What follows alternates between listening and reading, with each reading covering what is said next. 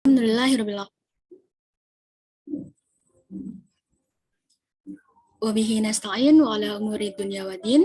Assalatu wassalamu ala asyrafil anbiya'i wal mursalin wa ala alihi wa sahbihi ajmain, amma ba'du. Yang terhormat para narasumber kita pada hari ini, Bu Dita, kemudian Kak Andro, Kak Diki, dan Kak Kiki, serta yang kami banggakan seluruh teman-teman yang hadir di ruang Zoom ini. Marilah kita panjatkan puji syukur kita kehadirat Allah Subhanahu wa Ta'ala yang telah memberikan limpahan rahmat dan karunia-Nya kepada kita semua, sehingga kita dapat hadir di acara ini dengan sehat walafiat. Salawat serta salam, marilah kita haturkan kepada junjungan kita, Nabi besar kita, Nabi Muhammad SAW, yang selalu kita tunggu syafaatnya hingga akhir zaman. Baiklah, di sini saya selaku MC dan moderator akan membacakan susunan acara kita pada hari ini. 1. Pembukaan. 2. Penyampaian materi, sesi pertama. 3. Sesi tanya-jawab. Yang keempat, isoma. Yang kelima, penyampaian materi sesi kedua. Yang keenam, sesi tanya-jawab. Dan ketujuh, penutup.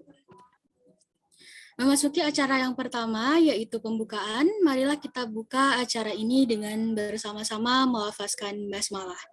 Bismillahirrahmanirrahim. Baiklah, teman-teman semua, kita akan langsung masuk ke acara inti kita, yaitu sharing session dengan tema strategi dan inovasi menulis skripsi dengan cermat. Baik, langsung saja kita ke pemateri pertama kita, yaitu Ibu Aulia Novemidita, SBK MTD. Baik, sebelumnya saya ingin menyapa pemateri kita terlebih dahulu. Halo, Assalamualaikum Bu Dita. Waalaikumsalam warahmatullahi wabarakatuh. Kedengaran suara Ibu Aldarisma? Iya, kedengaran Bu. Ya, bagaimana kabarnya Bu?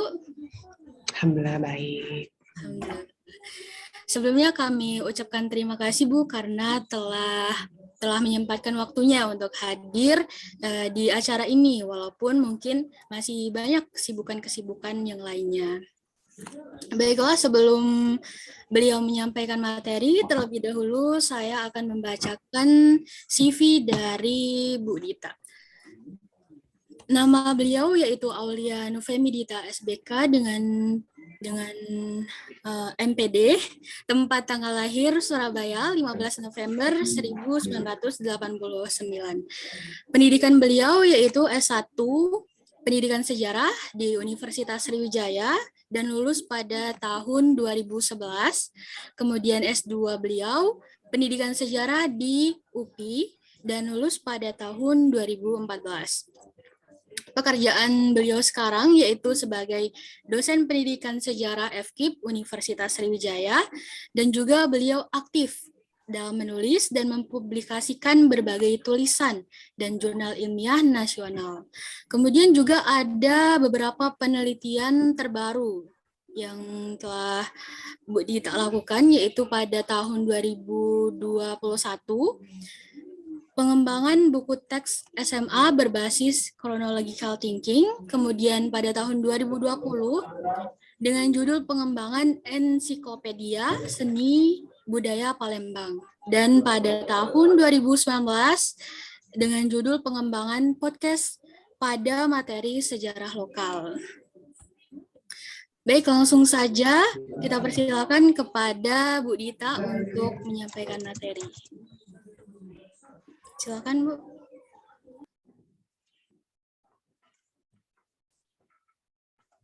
Assalamualaikum warahmatullahi wabarakatuh. Selamat pagi semuanya.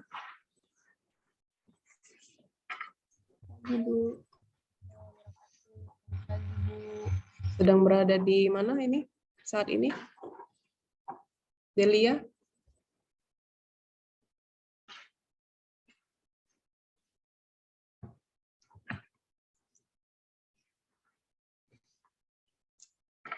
Robi, Ali, ada Nadia, ada Tamara. Yang kameranya masih off, diaktifkan dulu ya.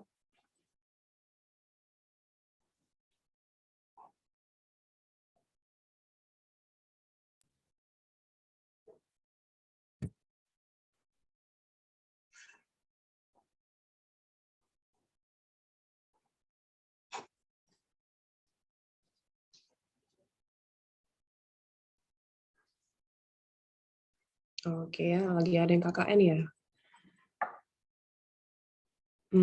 Baik, untuk terima kasih atas kesempatan yang sudah diberikan pada pagi hari ini. Sebanyak 50 mahasiswa ya, mahasiswa pendidikan sejarah. Ini rata-rata semester 6 ya. Berarti semester depan sudah masuk semester 7. Semester menuju akhir ya, menuju akhir perjuangan di S1. Jadi temanya itu mengenai etika dan komunikasi. Ya, jadi sebenarnya walaupun Ibu kita santai ya hari ini, artinya tidak terlalu seperti kuliah seperti biasa, tidak seperti acara-acara formal lainnya karena memang judulnya adalah sharing session. Mengenai etika dan komunikasi dalam penulisan skripsi. Ya, karena Ibu diamanahkan untuk menyampaikan materi ini bukan berarti Ibu etikanya lebih bagus dibandingkan yang lain ya, atau komunikasinya juga lebih bagus dibandingkan yang lain. Hanya saja dalam kesempatan ini mungkin yang bisa Ibu sampaikan adalah pengalaman ya, pengalaman selama banyak waktu di prodi dan di kegiatan-kegiatan lain. Dan karena juga sebelumnya Ibu juga S1 ya, pembimbing Ibu dulu itu Pak Dedi Irwanto, diuji oleh Pak Pri dan Pak Syafruddin Yusuf. Ya, sama seperti kalian juga mengenai kehidupan di kampus saat perkuliahan terutama skripsi juga tidak mulus-mulus banget, tidak mulus-mulus saja, cuman ada konflik pro dan kontra itu biasa. Ya memang dalam kehidupan itu seperti itu, apalagi berkaitan dengan etika ya. Etika dan komunikasi. Karena ini berkaitan dengan penulisan skripsi, berarti artinya kita menyesuaikan dengan PA-nya masing-masing. Ya, kalian kan tentu sudah selama kurang lebih 3 tahun ya berkomunikasi dengan pembimbing akademik dan para dosen-dosen kita yang ada di program studi atau di program studi lain. Bahkan juga mungkin ada yang sudah berkomunikasi dengan pimpinan, dekan, wakil dekan, dan semuanya, dan lain-lain. Ya, memang itu penting sekali. Karena etika dan komunikasi itu dibentuk tidak sehari 2 hari, tapi merupakan akumulasi dari semua segi kehidupan kita. Dengan siapa kita berbicara, dengan siapa kita bergaul, dengan siapa kita berkomunikasi, dan lingkungan sekitar. Jadi memang lingkungan itu mempengaruhi bagaimana kita menerapkan etika dan komunikasi. Alda, Ibu sampai jam berapa, Alda?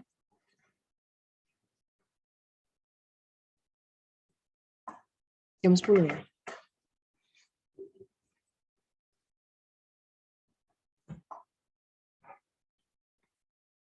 Jam 10 kalau nggak salah ya. Nah, itu ya. Nanti tolong diingatkan kalau misalnya waktu Ibu sudah lewat. Ya. Itu mengenai etika. Memang etika itu penting ya. Jadi sepanjang memang perjalanan pengalaman Ibu dalam menyelesaikan skripsi, mengenai komunikasi dan etika itu salah satu hal yang memang dikedepankan oleh para dosen kalian di program studi. Ya. Jadi kita yang pertama harus mengenal siapa pembimbing akademik kita. Gimana caranya kita mengenal beliau? Bisa dilihat dari keseharian dalam perkuliahan. Ya, siapa di sini yang belum pernah sama sekali komunikasi dengan PA-nya? Nah, habis dari sini ya kalau ada kegiatan, ada hari-hari besar, boleh dijapri ya, selamat Lebaran Bu, mohon maaf lahir dan batin. Itu tidak masalah ya, itu tidak apa-apa. Tujuannya adalah untuk membangun kedekatan personal. Ya, karena kan tak kenal maka tak sayang. Ya kan, saya nggak kenal sama Alda gitu. Saya kenal sama Putri Mardiana, kenal sama Fruity, Tubagus, Justika Lokaita, dan lain-lain. Itu kan pendekatannya berbeda. Jadi memang terkadang ada batasan-batasan tertentu. Itu makanya tadi dilihat, oh, siapa sih dosen pembimbing kita, siapa PA kita. Jadi kita harus mengenali personalnya dulu. Kadang begini Alda, tidak semua yang kita perilaku kita itu pas gitu ya dengan dosen yang lain. Misalnya kalau misalnya dengan Ibu bebas atau tidak terlalu formal, ya dengan dosen yang lain kan belum tentu demikian. Artinya memang kita harus mengenal dosen pembimbing kita. Ya, kita harus mengenalinya, siapapun dia. Nah, lalu gimana dengan yang bukan dosen PA? Tetap sama. Jadi etika sopan santun itu harus tetap dikedepankan. Walaupun dia bukan dosen pembimbing kita, dia tidak masuk ke kelas kita, tidak mengajarkan kita, tidak menguji kita dengan siapapun, karena mereka statusnya adalah orang tua. Ya, sama seperti kalau semua dosen kalian itu adalah dosen saya juga, ya, dosen ibu juga, guru ibu juga, Pak Dedi Irwanto, Pak Syafruddin, Pak Syafruddin Yusuf, Ibu Farida, siapa lagi, Ibu Yunani, semuanya itu dosen ibu juga dulu. Mereka juga masuk ke kelas. Sama seperti kalian, saya komunikasi dengan beliau juga sama seperti kalian komunikasi dengan saya, terutama melalui WA ya. Misalnya Putri, pasti sudah punya template ya, format gitu. Kalau mau WA dosen itu ini template-nya, tinggal diganti nama, tinggal diganti judul skripsi, itu tidak masalah. Walaupun nanti di ujungnya cuma dibalas Waalaikumsalam. Ya, oke, ya itu tidak masalah. Ya, itu tetap bagian dari itu.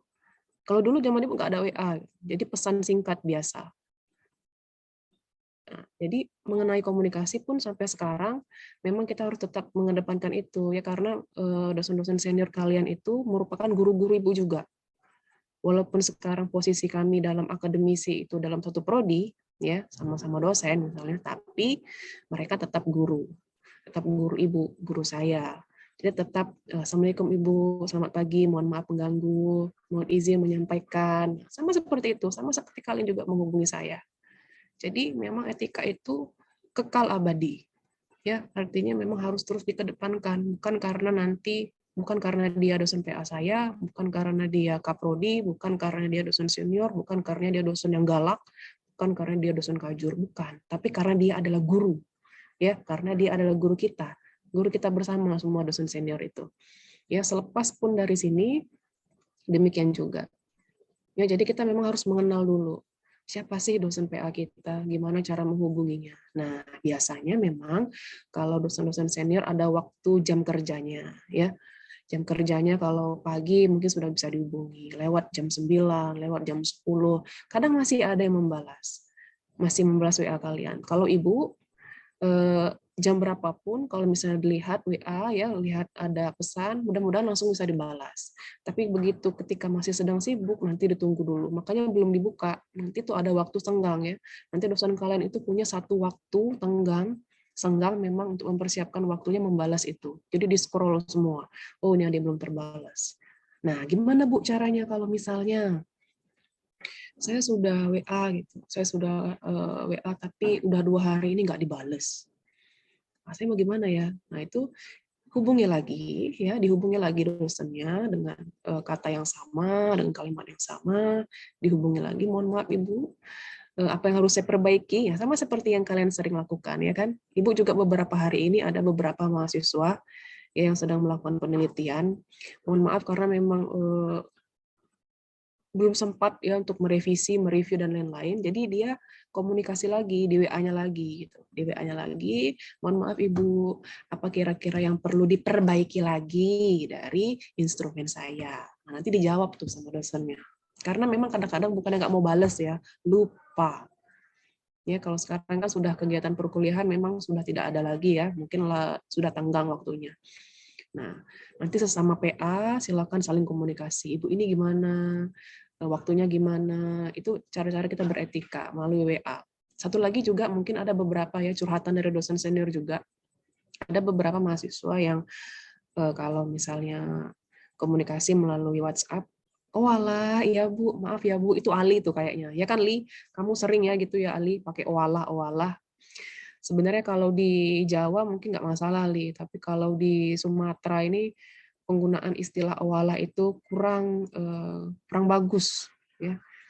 Baik aja cukup, baik Bu, terima kasih. Nah, cukup seperti itu, ya. Kecuali kalau misalnya udah dekat ya dengan dosen seniornya, dosen-dosennya, owalah, iya ya Bu. Sebenarnya itu nggak masalah ya, itu kan biasanya digunakan oleh orang-orang Jawa ya. Nah, tapi karena kita memang lain lubuk, lain ilalang, ya kan, setiap orang itu, setiap daerah punya ciri khasnya masing-masing, punya indikator etikanya masing-masing, jadi itu bisa jadi semacam ini apa, nggak sopan, nah gitu ya, karena memang ada beberapa dosen yang cerita gitu, mahasiswa tuh ada tuh ngomong walah gitu. Jadi nanti mohon bisa diperbaiki lagi. Kan kita kan di mana bumi dipijak, di situ langit dijunjung. Ya, artinya kita berkomunikasi dengan seseorang itu, apalagi dosen senior ya, orang-orang tua kita, guru-guru kita itu sesuai dengan indikatornya. Lalu pengalaman Ibu juga waktu di S1 ya, selesai ujian gitu, pembimbing Ibu, penguji Ibu dulu Pak Sap dan Pak Pri.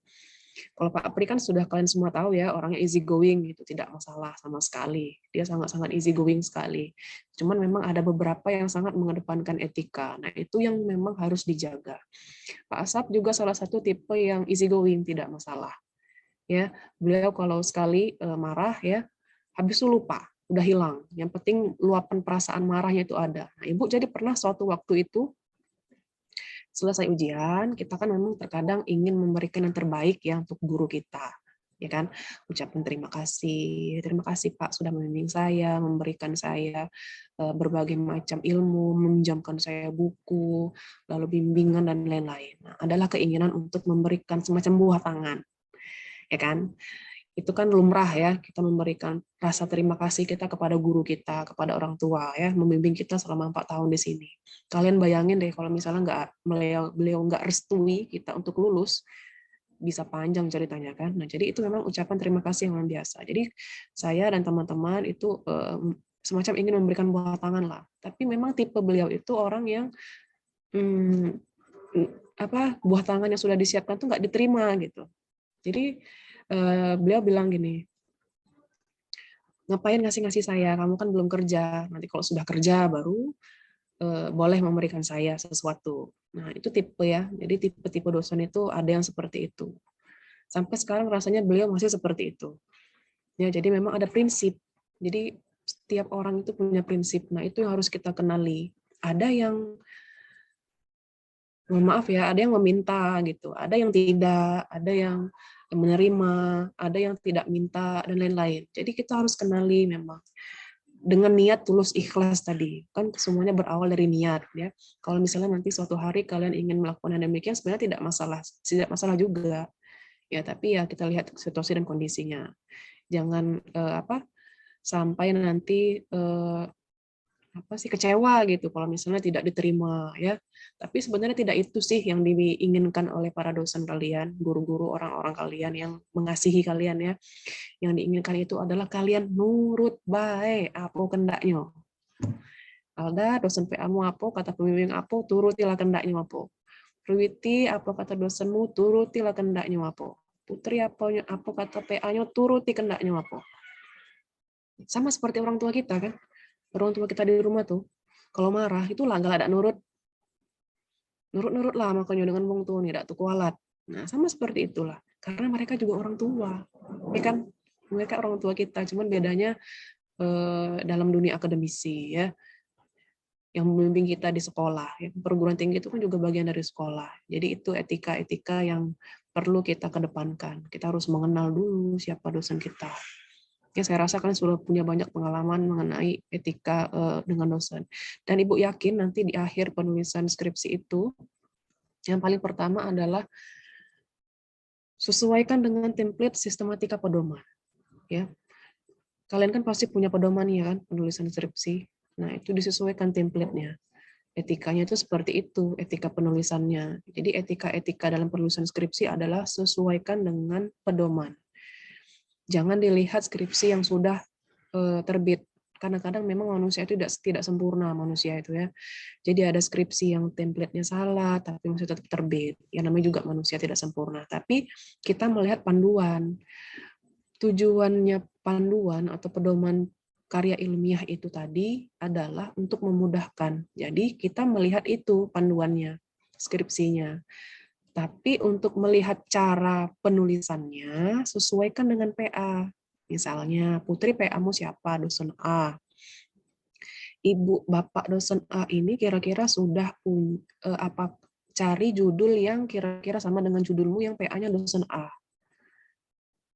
Sesuaikan semuanya, jadi tinggal disesuaikan latar belakangnya, bab 2-nya gimana, cara penulisannya jadi sesuaikan saja. Ya. Cara etika penulisan skripsinya agar kalian mudah. Makanya sebelum menentukan permasalahan penelitian itu perlu bimbingan lagi dengan pembimbing akademik. Karena pembimbing akademik kalian itu kan punya penelitian masing-masing kan. Seperti tadi Ibu dan Pak Reja dan Pak Adip mengembangkan buku teks chronological thinking. Itu dikerjakan dengan Andrew dan Imam. Dua mahasiswa ini nanti yang untuk materi selanjutnya ya. Nah, penelitian mereka pun berkaitan dengan itu. Kalau misalnya penelitiannya berkaitan dengan itu antara dosen kalian dan mahasiswanya, nanti kalian mudah untuk cari materi. Bisa-bisa nanti dipinjemin buku. Jadi nggak perlu sulit. Nah, jadi memang harus bimbingan dulu dengan PA. Dan waktu-waktu sekarang ini adalah waktu yang sangat bagus sekali kalian gunakan ya, waktu yang mustajab ya, gunakan untuk bimbingan dengan PA. Apa rencana penelitian? Karena nanti di semester 7 ada mata kuliah metode penelitian ya. Semester 7 kan mata kuliah itu ada penelitian kualitatif. Bukan ya? Semester ini ya, semester 6 ya? Iya, Bu. Semester 6. Oh, sudah ya. Nah, artinya kalian sudah bisa membuat proposal penelitian tadi. Ya, dibuat gimana cara mudahnya? Yang pertama dengan ikut kuliah mata kuliah itu. Kadang-kadang kita pun ikut mata kuliah itu belum ngerti kan? Belum paham. Makanya dicari skripsi yang sama seperti yang punya kita. Itu tujuannya bukan untuk copy paste ya, tapi untuk kita mempermudah memahami. Karena kadang kalau misalnya kita nggak lakukan, kita nggak paham. Nah, kalau sudah punya usulan judul, kalau ada waktu, bisa ditemui pembimbingnya, baik secara luring atau daring. Silakan dihubungi. Ya, bisa kalian bawa proposalnya. Bawa proposal yang akan kalian ajukan. Ya, jadi etikanya itu seperti itu. Dibawa, hubungi dosennya. Jangan pas semester 8. Kalau bisa sudah semester ini masuk semester 7 langsung dihubungin. Pasti kalian sekarang sudah punya rancang-rancang mengenai tema penelitian yang sudah sampaikan Pak Reja kemarin. Makanya perlu untuk konsultasi ya, komunikasi dengan pembimbing. Kalau komunikasi kalian lancar dengan pembimbing, dengan PA, mudah-mudahan nanti lancar semua. Dan yang paling disayangkan itu ya saat bimbingan, proses bimbingan adalah menghilang. Mahasiswanya hilang. Ya, ini ada tuh mahasiswa hilang beberapa. Ibu dapat PA mahasiswa juga, dia hilang. Padahal sebenarnya kalau misalnya dia memang berniat memang bekerja keras, memang ingin bertanggung jawab untuk menyelesaikan dengan baik, Ibu yakin dosen PA kalian pasti akan membantu sampai akhir, sampai selesai. Cuma tadi itu satu ininya kuncinya nurut. 2 minggu lagi diselesaikan dulu waktu 2 minggu. Itu senang sekali dosen dengan orang-orang yang disiplin, ya disiplin dan bertanggung jawab. Tidak banyak alasannya A, B, C, D. Nah itu kalau misalnya sudah kejadian demikian sulit ya, kita tidak bisa, susah gitu. Kemana coba mau dicari? Nah jadi memang komunikasi itu penting dengan dosen pembimbing kalian. Kan tidak mungkin, pasti sudah punya WA group masing-masing kan dengan dosen PA. Nah, sesekali boleh dijapri tentang ajuan penelitian skripsinya. Silakan diajukan, komunikasikan dengan dosen pembimbingnya. Itu bagus untuk memulai. Ya, karena ini waktu kalian Agustus nanti baru masuk semester 7. Ya, sembari menyiapkan untuk kita pembelajaran hybrid learning, waktu yang panjang ini daripada mubazir digunakan untuk searching. Kira-kira dosen PA aku selama ini penelitiannya tentang apa ya? Skripsinya apa ya? Nah, disesuaikan ya. Bikin dia senang gitu. Bikin dia tertarik dengan kalian. Salah satunya tadi dengan disiplin bertanggung jawab, gerak cepat dan mudah langsung dipahami. Itu penting. Ya. Jadi kita harus memang rajin berkomunikasi dengan dosen pembimbing kita karena mereka lah nanti yang akan membawa kita sampai selesai. Karena mereka yang akan bimbing. Nah, kalau sekarang kan kalian pengujinya cuma 1. Artinya dosen pembimbing ekstra akan kerjanya, makanya komunikasinya harus bagus. Ya, disesuaikan dengan apa maunya PA. Kalau misalnya PA bilang A, ya ikuti. Kalau kalian misalnya punya pemikiran yang lain, ya silakan saja. Itu lebih bagus. Ya senang kok. Jadi tidak ada manusia yang sempurna gitu. semua mahasiswa yang lulus tepat waktu itu memang belum tentu dia cum laude, belum tentu dia memang semasa semester di belakangnya itu nilainya bagus, dia aktif, tidak. Tapi mahasiswa yang istiqomah. Istiqomah apa maksudnya? Istiqomah disiplin, istiqomah bertanggung jawab, istiqomah mengerjakan ya. Memang kita ada waktunya lelah ya, capek. Revisi lagi, revisi lagi, revisi lagi. Baru proposal tapi udah sering revisi. Ya nggak apa-apa, satu kali waktu misalnya bersedih hati nonton film, nonton apa gitu, makan bakso pedes-pedes, esoknya kerjakan lagi. Ya, jadi kita memang punya harus siapkan satu waktu atau beberapa hari ya, 1 hari aja lah, 1 jam 2 jam untuk kita tidak memikirkan itu. Bukan hanya kalian, saya pun demikian ya, lelah gitu ya, jenuh, tugas terus, tanpa waktu di kontak terus, mana ininya, mana itunya. Tapi nanti mudah-mudahan kalau misalnya semua itu dilakukan dengan niat yang tulus, dengan niat yang ikhlas, nanti itu berguna untuk kalian ke depan. Di dunia kerja itu etika berkomunikasi itu bagus, itu penting banget. Dulu ada mahasiswa kita ya, sekarang dia dari dosen sudah juga, bagus banget etikanya. mengedepankan kebaikan, sama kayak ini, kalau kalian pergi ke bank ya kan, sampai di bank, selamat pagi Bapak, apa yang bisa saya bantu, apa yang bisa ditolong, apa yang bisa saya kerjakan, itu salah satu bentuk perilaku etika yang baik ya, pelayan masyarakat ya, cocok jadi PNS ya, mengabdi kepada negara. Nah jadi etika ini sebenarnya tidak ada trik-trik khusus ya, karena lain orang kadang-kadang lain ini. Cuman secara general, secara umum kita kan wilayah Sumatera ya, mungkin agak berbeda gitu. Dan sesuaikan dengan dosen masing-masing, dosen PA-nya. Tapi walaupun dia bukan dosen PA kita tetap mengedepankan itu, apalagi nanti kalau sudah lulus. Ya kalau sudah lulus, disapa tidak masalah. Dosen kalian itu mungkin pernah marah ya, pernah murka ya, pernah murka, pernah dicaci, pernah dimaki. Tapi nanti di lain hari dia tidak akan demikian. Itu tidak selamanya seperti itu hanya luapan emosi. Anggap saja di saat itu mungkin sedang banyak kerjaan deadline, mungkin sedang belum sarapan. Nah, dan perilaku-perilaku seperti itu tidak perlu kita tiru. Ya, tidak perlu diterapkan lagi nanti, beretika. Karena Ibu yakin, kalian pasti meniru dosen-dosen yang kalian senangi. Ya kan, sebagai role model. Nah, kalian nanti calon guru ini semua pun sebagai role model. Contoh dari peserta didik kalian nanti ke depan. Maka memang berat sebenarnya jadi guru. Kenapa? Karena etikanya itu sangat dijunjung tinggi. Ya, salah sedikit. Ini ya diajarin gurunya. Itu ya kalau lagi marah orang tua ya. Ini ya diajari dosennya di sekolah, di rumah, di perguruan tinggi, di kampus. Nah, itu berat. Jadi berat ya jadi guru tuh. Kita bukan hanya pintar secara kognitif, tapi juga afektif ya, perasaan, beretika itu paling penting. Emang ada mahasiswa yang demikian, ada yang memang kurang ya, mungkin karena lingkungan atau karena kita sudah takut duluan. Ya sama seperti Ibu dulu juga kakak tingkat suka banget memang. Itu si ibu ini, si bapak ini, kalau dia begini. Padahal sebenarnya itu kan belum kejadian kan ke kita. Kita pernah nggak mengalaminya? Enggak kan? Itu hanya perkataan orang. Ya, kita belum pernah mengalami. Tidak seperti itu. Pasti karena ada alasan tertentu. Jadi memang komunikasi itu harus dijaga, apalagi dengan orang tua kita. Ya dosen kalian semua di sini adalah orang tua kita, kecuali mungkin Pak Reja, ya, Ibu, masih bukan orang tua, kakak adik lah ya misalnya ya. Nah, kita tahu batasan gitu. Mungkin kalian dengan Pak Reja say hello, bestie ya, guys. Nah, cuma kalau dosen senior ya nggak bisa juga kayak gitu. Tergantung bagaimana mereka ingin diperlakukan. Namanya dosen senior ya, namanya orang tua ya, bukan dosen senior, orang tua. Mereka orang tua kita ya. Jadi orang tua kita ingin dihormati sama seperti orang tua kita di rumah.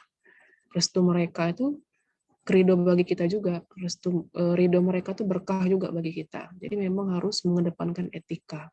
Bukan hanya di sini, bukan hanya ketika statusnya sebagai mahasiswa, tapi juga setelah jadi mahasiswa. Setelah alumni, setelah nanti kalian di dunia kerja atau lanjut sekolah lagi, dia tetap orang tua kita, ya, dia tetap guru kita, ya kan?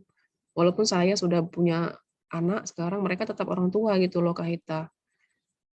Mereka tetap ingin diperlakukan sebagai layaknya orang tua. Sama seperti kita, sama seperti Putri. Bagaimanapun misalnya Putri tetap ingin diperlakukan sebagai kakak oleh adiknya, walaupun adiknya itu sudah menikah dan lain-lain. Ya, jadi memang tidak ada mantan orang tua, ya, tidak ada mantan guru. Tetap itu dihormati. Etika sebagai bangsa Timur, kita mengedepankan etika. Selamat pagi. Mungkin kalau sekarang agak sungkan ya mau salaman karena masih suasana corona atau dosen-dosen seniornya masih takut ya, khawatir. Ya tidak apa-apa, silakan pakai masker, disalam, disapa ya, disapa lah, itu paling penting. Itu penting banget itu. Nah, nanti kalau misalnya satu waktu kalian menghilang, hubungi lagi dosen PA-nya. Karena dosen PA kalian itu pasti mencari gitu, mana mahasiswa si ini yang belum proposal, mana si ini yang belum selesai. Jadi itu harus dihadapi ya. Semua etika dan bagian penting dari penulisan skripsi. Kalau kita mudah-mudahan niatnya bagus, etika kita bagus dalam berkomunikasi juga, mudah-mudahan nanti maju ke depan. Karena penulisan skripsi itu bukan hanya berkaitan mengenai pengetahuan. Banyak yang IPK-nya bagus, skripsinya juga lambat kok selesai. Jadi tidak menjamin ya sebenarnya IPK bagus, tapi IPK itu penting. Kalau kalian mau lanjut sekolah S2, dicari tuh IPK yang bagus. Ya, karena IPK itu kan hasil pengukuran ya. Ukuran apakah mahasiswa ini bisa melanjutkan sekolah di S2 atau tidak. Apakah mahasiswa ini bisa melanjutkan sekolah di S3 apa tidak, itu ukuran kognitif seseorang. Ya, C1 sampai C6-nya itu diukur dari hasil belajar. Kalau di sekolah hasil belajar adalah hasil ujian, hasil ulangan, hasil ujian akhir. Nah, kalau di kampus itu tadi ya hasil ujian semester dan terakhir skripsi. Nah, IPK itu kan hasil ukur yang diukur dengan kemampuan kognitif. Kalau afektifnya diukur dari mana? Afektif itu sulit untuk diukur. Ya, perasaan, bersikap, berperilaku itu sulit diukur, tapi bisa dirasakan. Bisa kita lihat seseorang itu beretika, afektifnya bagus, atau psikomotoriknya. Dan nanti kalau misalnya kalian mau lanjut ke beasiswa S2, ya banyak sekali, silakan sekarang lanjutlah sekolah. Kalau dulu S1 tuh udah oke banget, tapi kalau sekarang sepertinya Ibu lihat guru-guru pun banyak yang melanjutkan sekolah lagi di S2. Lanjut aja cari beasiswa, banyak banget beasiswa ya. Nah, di dalam beasiswa itu biasanya nanti ada esai ya, ada pengalaman berorganisasi. Nah, makanya selama perkuliahan itu, selama kuliah itu penting kalian ikut organisasi. Karena nanti dicantumkan orang-orang yang mendapat beasiswa itu kan biasanya mereka yang aktif, mereka yang bukan hanya IPK-nya bagus, tapi juga punya pengalaman di luar kelas. Ya kan, jadi peserta seminar nasional, jadi ikut kegiatan yang dilakukan oleh himpunan, itu bagus. Jadi semacam deskripsi, kalian juga menemukan jati diri. Ya, jadi sekarang S2 tuh bahkan sekarang udah kayak nggak ada harganya ya. Langsung orang kuliah S3 di luar negeri, kuliah S3 di Jawa, pergilah kalian setelah ini, persiapkan diri. Karena memang S1 itu tujuannya adalah untuk menulis ya, melatih menulis. Yang seperti apa? Melatih menulis itu sesuai dengan pedoman tadi. Ya, sesuai pedoman, penggunaan katanya. Lalu kalau misalnya kalian copy paste, Ibu yakin ini masih pasti menggunakan copy paste ya. Pasti itu, karena sekarang teknologi mudah banget. Kalau kita copy paste, jangan lupa di parafrase. Ya, kita gunakan lagi kalimat kita. Nggak perlu Bu, sekarang saya parafrase manual. Sekarang udah ada alatnya untuk parafrase, tinggal googling. Ya kan, cuman modal internet. Tapi masih perlu diperbaiki ya. Jadi sekarang memang kita tuh harus pinter. Ya, pinter, cerdik dan pandai. Ya, kita harus cerdik dan pandai. Jadi sebenarnya alat-alat misalnya parafrase, alat translate itu bukan digunakan untuk digunakan untuk kemudahan ya, tapi bukan untuk disalahgunakan. Jangan sampai nanti pas dicek lagi ya semuanya 99%. Nah, makanya kita memang harus cerdik dan pandai dan cerdik ya. Jadi gunakanlah semua kemudahan yang kalian dapatkan di dunia ini, di teknologi sekarang ini dengan baik. Mau cari apa? Kalau dulu Ibu ingat betul waktu di SMA, ke sekolah pas pelajaran bahasa Inggris itu bawa kamus Oxford yang tebelnya itu nauzubillah itu. Tebelnya kayak SNI 1 ya. Apalagi belum lagi waktu ada bahasa Inggris, ada pelajaran olahraga pula. Bawa baju, bawa kamus. Tapi kalau sekarang, kita tinggal modal kuota aja. WiFi sekarang di mana-mana tuh ada. Buka Google Translate. Tinggal ditranslate. Nah, jadi gunakan kemudahan yang diberikan teknologi itu untuk mempermudah kalian dalam mencapai tujuan akhir tadi. Digunakan dengan baik, tapi dengan etika penggunaannya. Apa maksudnya etika? Misalnya Google Translate. Kalau misalnya kita langsung copy paste dari hasil Google Translate, pasti hasilnya nggak bagus. Pernah nggak coba? Berantakan ya, SPOK-nya tuh nggak cocok. Makanya perlu dibaca lagi. Tidak ada larangan menggunakan Google Translate. Silakan saja, tapi kita cek lagi, cek dan recheck. Sama seperti menggunakan alat paraphrase. Paraphrase itu sekarang tidak bisa kalian lakukan manual, tidak perlu. Tinggal cek aja di googling, cari alat untuk paraphrase banyak banget gratis.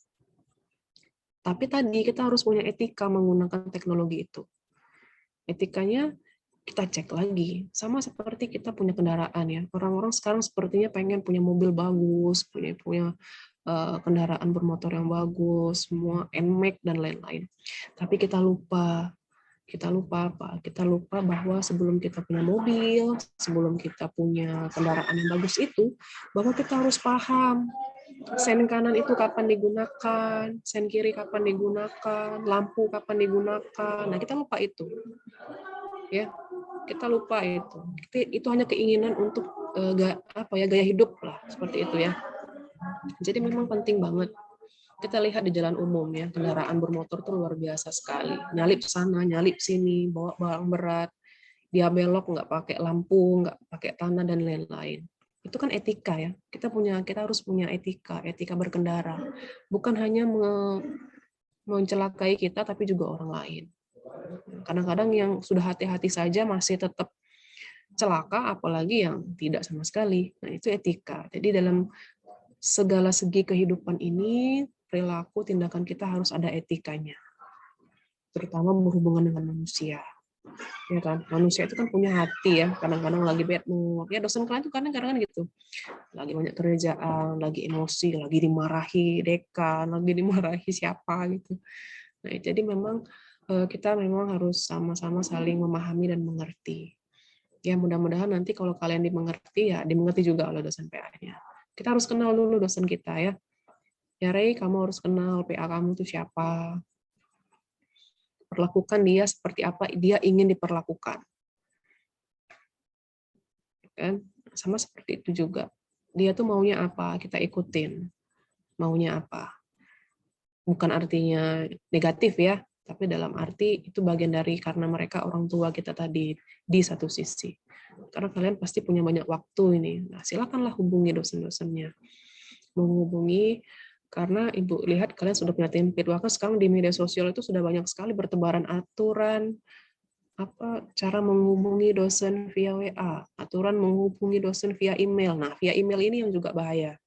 Karena gini, kadang-kadang kita sudah send via email, cuman nggak dibaca. Karena memang kalau budaya kita itu jarang ya pakai email, maunya tuh WA saja karena memang mudah interaksinya.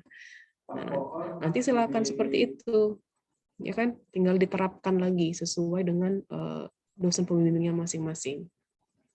Dan sekarang sepertinya semuanya harus juga lebih ekstra lagi ya. Kalau misalnya nemuin dosen secara luring, ajak temen ya. Kira-kira lihat waktu yang tepat itu kapan. Kita harus ini ya harus waspada ya. Kita tidak tahu dengan siapa, kita tidak tahu kapan waktu kita. Yang penting kita tuh harus waspada diri. Kira-kira minta izin dulu sebelum kita melakukan hal tertentu. Kalau misalnya dia sudah izin, sudah restui, izin itu kan sama dengan restu. Apalagi pas mau ujian.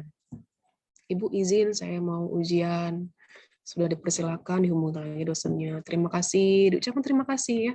Ucapkan terima kasih kepada dosen kalian. Saya terharu gitu, ada beberapa dosen dari Fakultas Hukum kemarin ya. Saya banyak 4 kelas dari Fakultas Hukum ngajar Pancasila. Ada 2 orang yang terima kasih Ibu atas nilai saya yang sebenarnya saya tidak pantas mendapatkan nilai itu. Wah, saya terharu tuh dapat begitu. Ya kan, sebenarnya itu perjuangan mereka ya. Tapi kita harus memberikan nilai yang terbaik untuk mereka masing-masing. Ya, semua nilai itu adalah bagian dari upaya perjuangan kalian. Walaupun cuma di WA begitu, itu rasanya meleleh sudah. Aduh ya Allah, terima kasih. Akhirnya dari sekian ribu banyak mahasiswa ini adalah satu orang yang terima kasih Bu. Ya, jadi ucapkanlah terima kasih Ibu atas ilmunya, terima kasih atas semua yang telah diberikan. Apalagi ini kan sudah selesai dong, dapat nilai kan, bagus pasti nilainya kan. Nah, nggak ada salahnya. Terima kasih atas penilaian saya yang yang dia bilang gitu, yang kurang, yang saya merasa tidak pantas mendapatkan nilai itu.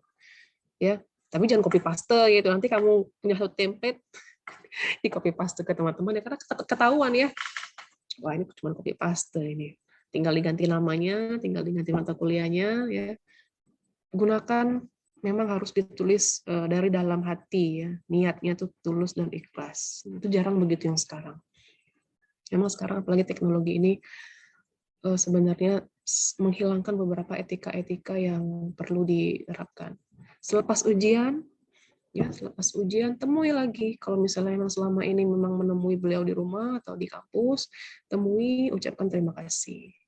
Ya, saya sering menemui mahasiswa seperti itu. Terima kasih Bu, terima kasih sudah. Sebenarnya dosen kalian itu nggak mau ya, nggak juga pengen gitu. Misalnya habis ujian dikasih A, B, C, D, E, F gitu, nggak juga. Kalau Ibu secara pribadi ya untuk apa gitu, bukannya tidak menghormati ya sudah, ini kan kalian benar kata dosen Pak Saf tadi, kalian uang dari mana ini, toh selama ini kalian juga dibiayai kan, silakan gunakan itu untuk keperluan lain, suatu hari nanti kita akan bertemu lagi gitu, boleh silakan ditraktir, segala macamnya boleh, tapi saat ini ya untuk apa gitu, bukannya tidak menghormati ya teman. Ya saya tidak mengharapkan apa-apa gitu ya. Kalau saya secara pribadi mengharapkan kalian baik ya, bagus, berubah menjadi lebih baik. Itu saja cukup, dan saling menghormati. Selesai ujian ucapan terima kasih ya. Terima kasih Bapak dan Ibu. Ya itu hal yang kecil tapi bermakna luar biasa sekali. Karena apa? Selama ini tuh kalau Ibu lihat lupa ya. Oh ya, ini lupa dengan ucapan terima kasih. Terima kasih, minta tolong itu suatu hal yang jarang sekali sekarang didengar ya. Jadi ucapkan terima kasih. Terima kasih Bu, aku sudah lulus. Terima kasih bimbingannya. Terima kasih saya nilainya bagus. Coba ya, jadi itu penting banget ya. Jadi selesai ini nanti itu perlu diterapkan ya, temui dosen kalian. Ingat dosen kalian itu orang tua kalian juga. Orang tua kalian di kampus. Ya, ada masalah, hubungi dulu PA. Selesai dari PA, kalau tidak ada jalan keluarnya, baru ke Kaprodi. Ya, PA dulu dihubungin. Apa masalahnya? Cuman ya, kadang-kadang jangan terlalu ini ya, terlalu sering gitu. Hal-hal sampai hal yang kecil. Mungkin ada dosen yang kurang punya waktu lah untuk itu. Karena kan tugasnya bukan cuma mengajar di kelas ya, Cecil, tapi juga ada penelitian, ada pengabdian, ada nyusunnya segala macam administratif luar biasa. Ya, jadi hal-hal kecil itu saja, etika-etika itu disesuaikan. Ibu yakin kalian semua sudah sangat memahami mengenai penerapan etika-etika itu. Ibu lihat juga kalau misalnya mau izin, mau revisi, mau izin untuk memberikan lembar instrumen, semuanya sudah, Ibu yakin sudah punya template ya. Ini kirim aja ke sini, tinggal ganti namanya, itu tidak masalah. Ya, itu lebih bagus. Cuman penggunaan istilah-istilah yang tidak lazim ya, seperti walah, mungkin untuk Ibu itu biasa saja ya, karena Ibu juga masih ada keturunan dari Jawa sana. Tapi mungkin untuk orang lain, apa ini? Kok begini? Ini kurang sopan dengan dosen seniornya ya. Jadi memang kita harus melihat dengan siapa kita itu berbicara ya. Dengan siapa kita berkomunikasi. Kita harus belajar memang. Belajar itu memang seumur hidup. Sampai dari selesai ini pun kalian belajar, tetap belajar. Saya pun sekarang masih belajar. Bukan berarti etika saya lebih bagus dibanding kalian itu enggak. Saya juga Ibu belajar dari kalian ya. Mohon izin bertanya, Bu. Masih seperti itu dengan dosen-dosen senior, yang dosen kalian juga. Mohon izin, Pak. Mohon izin, Bu. Sama seperti yang kalian lakukan. Jadi memang kita sama-sama belajar. Saya belajar. Saya banyak belajar dari kalian ya, dari kalian kalau misalnya kirim WA, kirim permohonan maaf dan lain-lain. Itu pun yang saya lakukan dengan senior saya, dengan guru-guru saya itu. Ya, jadi kita sama-sama belajar, tidak ada yang lebih bagus. Ya, memang kita sama-sama belajar semuanya. Tidak ada manusia yang sempurna.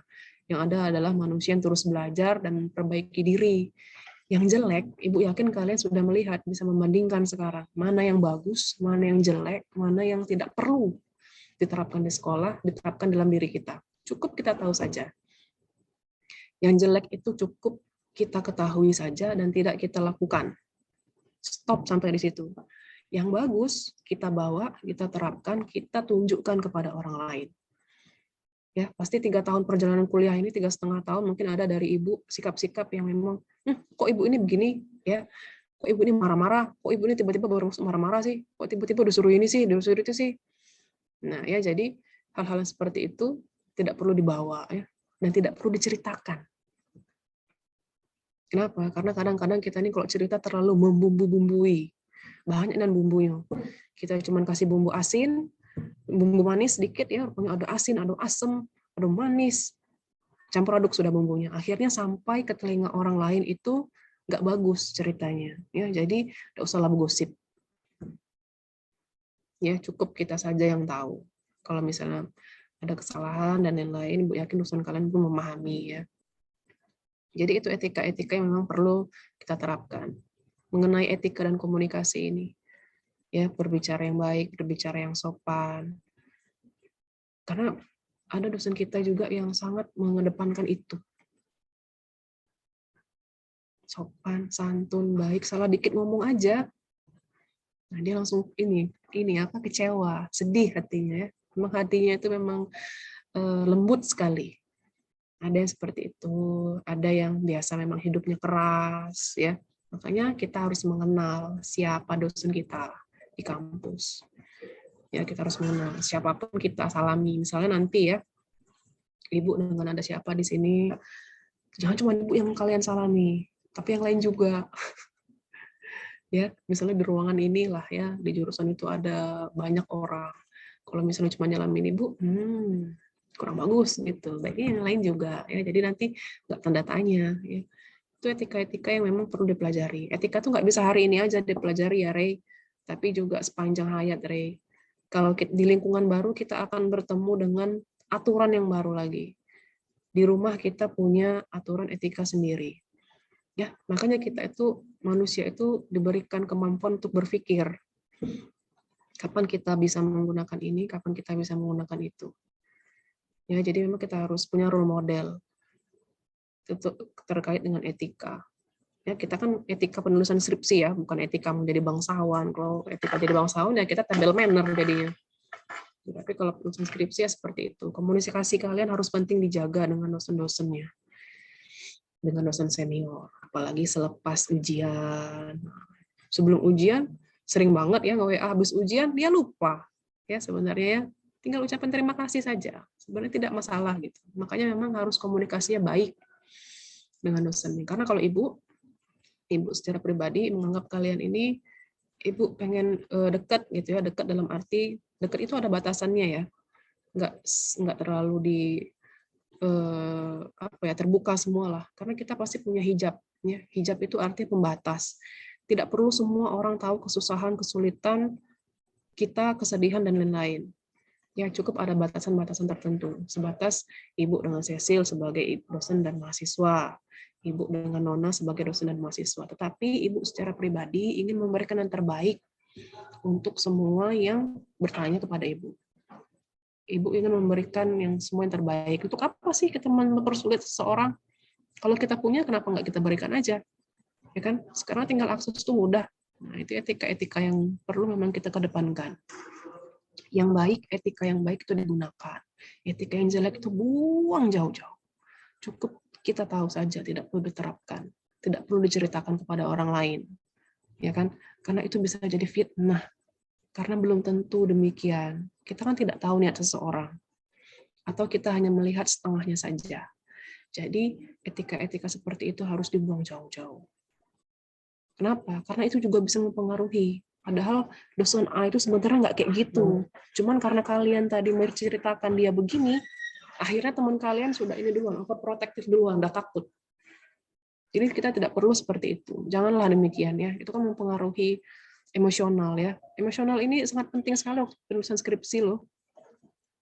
Jadi kalau saat menulis skripsi itu harus gembira, harus bahagia. Ya, jangan sedih, jangan murung, jangan, dan kerjakan bersama teman-teman.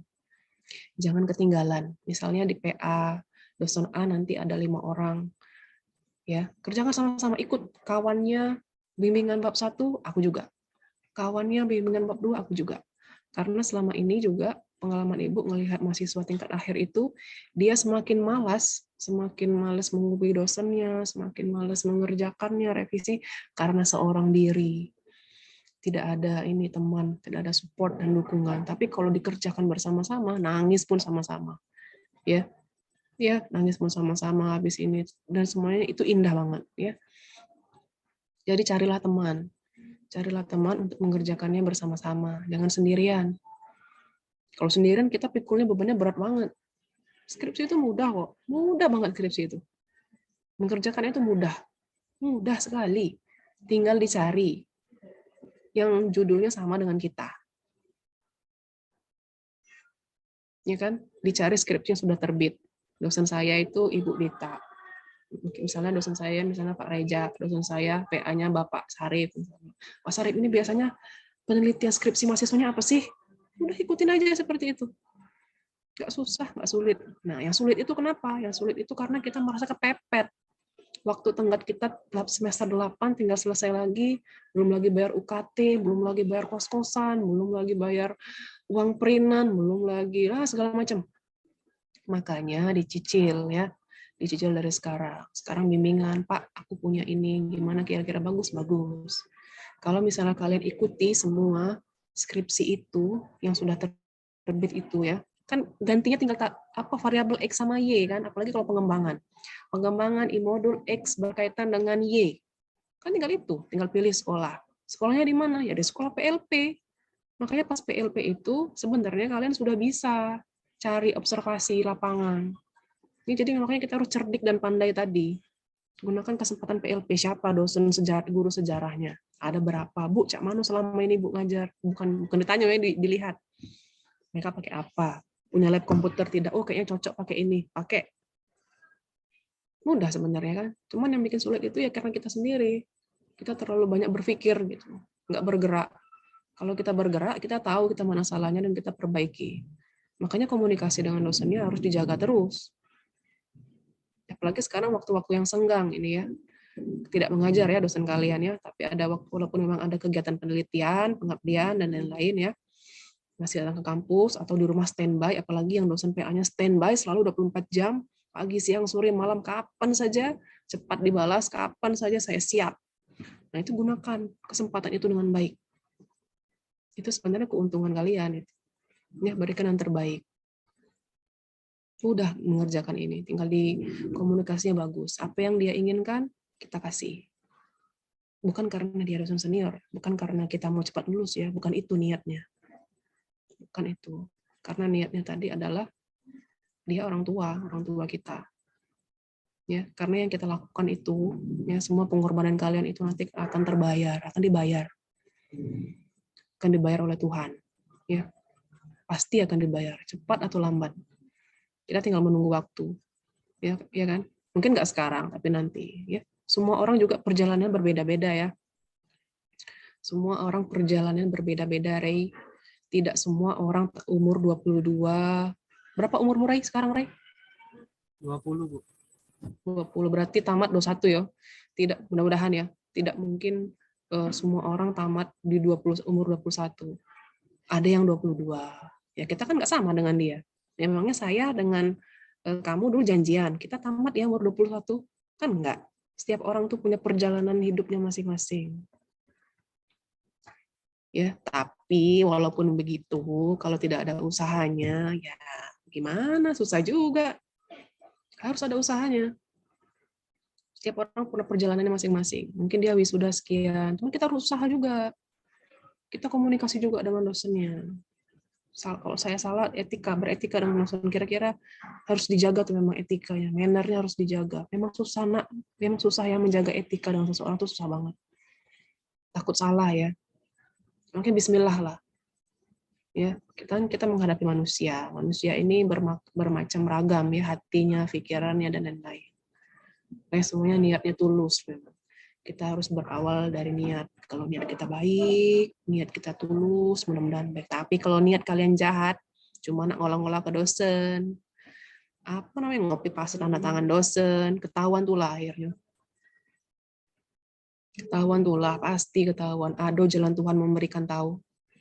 Langsung diberi insting dosennya oleh Tuhan tuh, mahasiswa ini rasanya aku tidak pernah kasih tanda tangan, kok tiba-tiba ada nama aku di sini.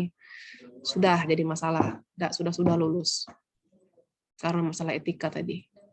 Jadi minta izin ya. Minta izin itu kan sama dengan minta restu. Ya. Jujur, tidak berbohong, tidak banyak alasan, dan disiplin, tanggung jawab. Wah, luar biasa susahnya Bu jadi mahasiswa. Harus punya sifat-sifat seperti itu.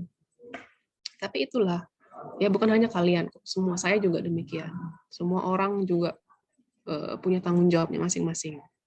Ya, mengedepankan etika itu. Mungkin aja yang nggak lagi ngelihat ibu kan, lagi misalnya kena marah, lagi misalnya ditelepon terus, lagi misalnya deadline terus, lagi misalnya juga ada masalah-masalah tertentu. Nah, kan nggak dilihat ya kan. Nah, tapi semua manusia itu sama aja. Kita harus mengedepankan etika tadi. Ya, jujur-jujur, bertanggung jawab, minta izin dengan dosennya. Apalagi kalau misalnya dosen PA kalian sensitif banget. Jadi harus memang menjaga perasaan. Tidak apa-apa berkorban di hari ini, di waktu ini. Nanti semuanya akan dibayar.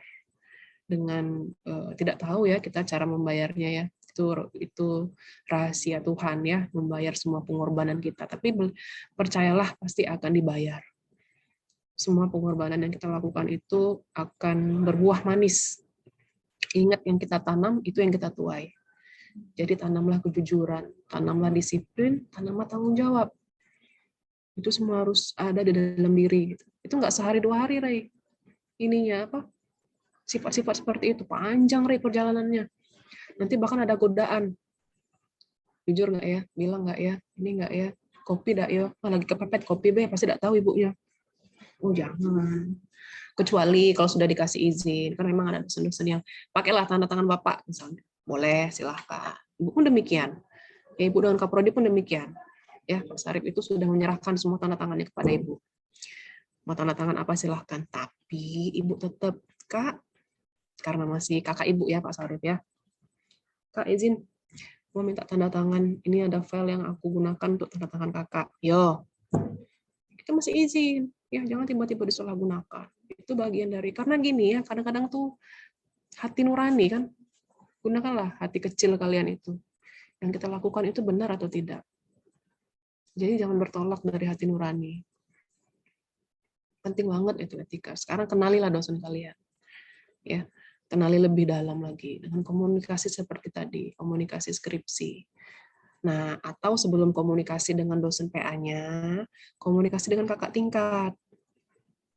Kak, kira-kira kalau dosen A ini cak mana yo? Nah, bimbingan proposal, langsung baik ke rumahnya misalnya. Langsung baik bab 1 2 3. Langsung baik ini. Karena beda, Nak.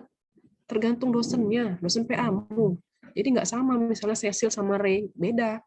Kalau misalnya tadi dengan Ibu terserah ya WA tag dan segala macam, mungkin Ray beda dosennya, nggak bisa kayak gitu, nggak bisa. Saya harus begini, kan lain. Makanya tergantung dengan dosen kalian tadi. Kalian harus kenal. Tapi etika secara general tadi jujur, bertanggung jawab, ya disiplin. Tidak hilang-hilangan. Katonyo 2 hari lagi selesai ke 2 hari. Kalau 2 hari belum selesai, bilang, mohon maaf Bu, saya belum bisa menyelesaikannya hari ini, alasannya apa, kapan saya bisa. Nah, jadi jangan menghilang ya. Karena Ibu juga ada beberapa ini yang lagi selesai, yang mahasiswa akhir ya, 2-3 bulan lagi kalau nggak tamat DO dia mungkin. Janji manisnya tuh banyak banget. Janji manis A, B, C, D, E, F, G. Ibu cari nomornya, akhirnya capek sendiri, ya sudahlah. Terserah. Akhirnya gitu urusan kalian tuh. Sudah terserah, banyak mahasiswa lain yang membutuhkan. Jangan jadi seperti itu. Ya, ini kesempatan untuk selesai. Ya, S1, lanjut lah S2. Pergilah jauh-jauh dari Indonesia ini. Kembali lagi nanti ke sini untuk yang lebih baik. Nah, sekarang S1 tuh kayaknya udah biasa aja kayaknya ya.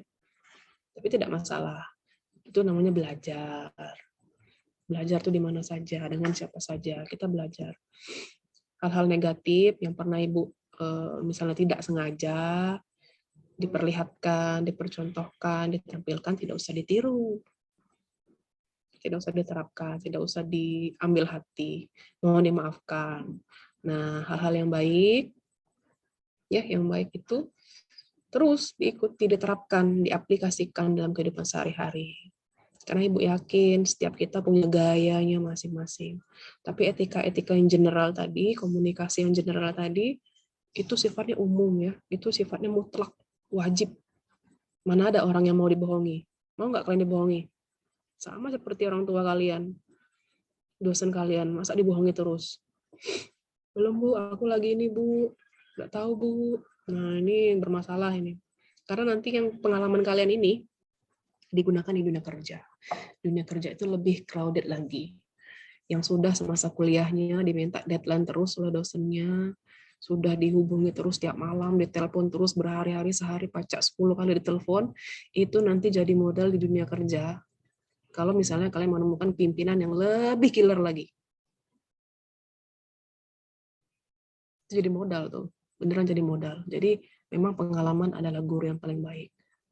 Kenapa coba kita kalau misalnya ada telepon 10 kali ya kan, deadline tugas sekali, baru pertama kali pengalaman, karena kita belum terbiasa. Untuk kita menjadi biasa itu kan kita harus latihan. Kita harus punya pengalaman dulu kan. Bukan maksudnya kalian harus ngerjain deadline, bukan. Tapi pengalaman-pengalaman itu nanti bisa sebagai panduan. Akhirnya nanti ke depan kita biasa saja kalau misalnya ada deadline, karena kita sudah terbiasa menghadapi situasi kritis. Nah, kalau misalnya kita sudah biasa menghadapi situasi kritis, ke depan situasi-situasi yang lebih kritis lagi, kita bisa mudah dengan jernih berpikir, kita lebih bisa menenangkan hati. Oh, ternyata selama ini saya belajar untuk lebih mudah memahami masalah dengan baik. Kalian bandingkan nanti dengan orang-orang yang selalu tidak pernah artinya punya pengalaman memahami masalah kritis. Dia pasti cuek, dia pasti gimana, guru getang, laporkan, dan semuanya. Tapi kalau misalnya kita sudah biasa, ya tinggal kerjakan saja. Sebenarnya biasa saja ya. Cuman karena memang kita jam terbangnya kurang. Ya, jam terbang yang seperti itu tuh kurang. Makanya perlu pengalaman yang lebih banyak, yang lebih bagus pengalamannya. Dicari pengalaman itu ya. Pengalaman itu dicari, bukan ditunggu. Ya, ada pengalaman apa? Ikut. Ada kegiatan apa? Ikut. Nah, nanti etika kita pun, kok cara kita berkomunikasi pun akan berubah seiring dengan pengalaman-pengalaman kegiatan kita. Nah, itu penting banget. Ya. Itu mengenai etika ya. Jadi tidak begitu formal sih kegiatan kita hari ini, sifatnya hanya sharing session saja. Karena secara general kalian sudah memiliki semua sifat-sifat alami yang demikian ya, etika yang demikian. Tapi mungkin memang tinggal komunikasi dengan PA-nya disesuaikan. Ya, kita cari tahu itu saja dengan kakak tingkat ya, karena kita menghadapi manusia bukan robot ya. Kalau menghadapi robot sama, seragam. Tapi kalau menghadapi manusia beda. Ibu A, Ibu B, Ibu C, dia punya pemikiran, punya indikator yang berbeda. Jadi jangan disamakan. Tapi secara general, itu tadi, sikap-sikap disiplin, jujur, tanggung jawab. Semua itu memang diawali dari niat. Ya, niat kita harus diperbaiki. Kayaknya itu aja Alda yang bisa Ibu sampaikan. Kalau ada pengalaman, atau hal lain yang mau ditanyakan atau segala macamnya ya, boleh di luar etika dan tema hari ini ya, nggak masalah, silakan saja. Siapa tahu nanti bisa jadi pengalaman kawan-kawan yang lain. Itu mungkin Elda. Ya, baik Bu. Terima kasih banyak Bu atas materi yang telah disampaikan. Dan materi yang Ibu sampaikan tadi juga sudah bisa membuka cara berpikir kita mengenai bagaimana etika dan komunikasi yang baik dalam penulisan skripsi. Jadi dapat saya ambil kesimpulan dari materi yang telah Bu Dita sampaikan tadi, bahwa membentuk etika itu tidak bisa jika hanya dipelajari sekali atau 2 kali saja, tetapi memang etika harus selalu dipelajari dan benar-benar harus ditanamkan dalam diri kita, karena sifatnya adalah abadi. Dan perlu diingat juga di dunia perkuliahan juga sangat penting untuk memahami masing-masing karakter dosen, karena jika kita belum memahaminya, cara kita bersikap terkadang kurang sesuai dengan apa yang kita harapkan. Dan jangan lupa untuk menerapkan sifat istiqomah dalam menulis skripsi. Dan terapkan sifat selalu menghargai hal sekecil apapun. Baik, kita akan langsung masuk ke penyampaian materi dari pembicara kedua kita. Jadi untuk seluruh teman-teman yang ingin bertanya, mohon dicatat terlebih dahulu agar tidak lupa.